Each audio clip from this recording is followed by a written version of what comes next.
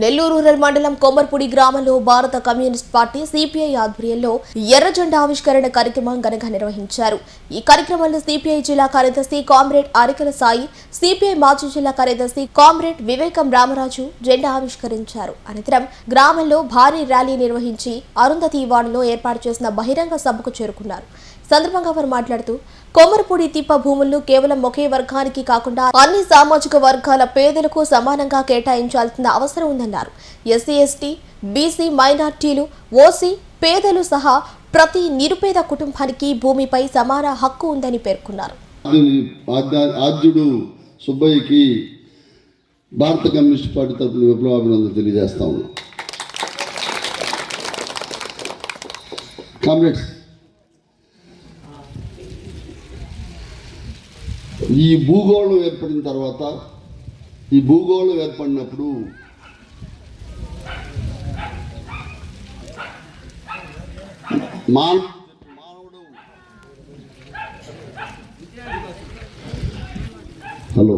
మానవుడు పరిణామ క్రమంలో వచ్చిన తర్వాత రాజ్యాలు ఏర్పడ్డాయి, నాగరికత వచ్చింది.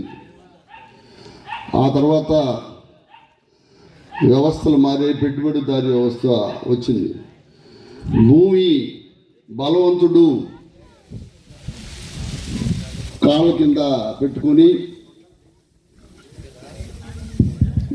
వేల లక్షల ఎకరాలు,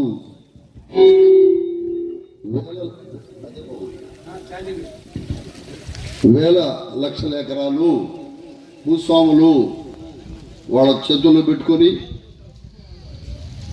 అనుభవిస్తున్న దశలో భారత కమ్యూనిస్ట్ పార్టీ స్వాతంత్రం వచ్చిన తర్వాత పేదలకి భూములు ఇవ్వాలి,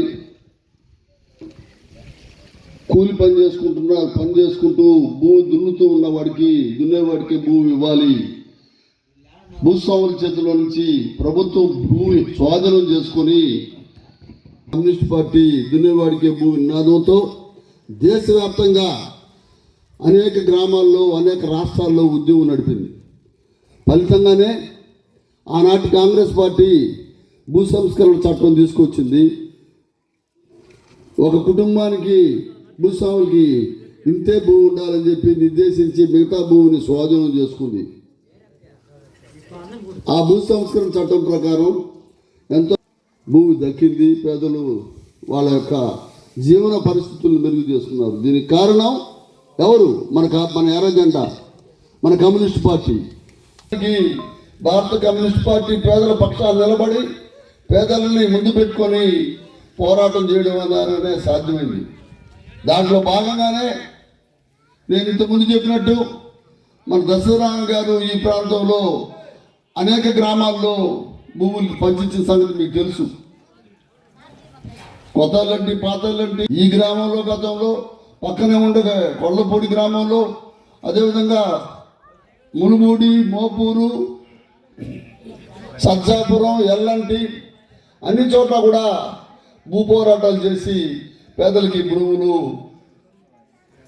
దక్కేటట్లు, తద్వారా వాళ్ళ బతుకులు మారేటట్టు, వాళ్ళు మంచి జీవనం గడిపేటట్టు చేసిన ఘనత ఎర్ర జెండాది. దానికి నాయకత్వం వహించిన దశరథరామ గారి అన్నాడు.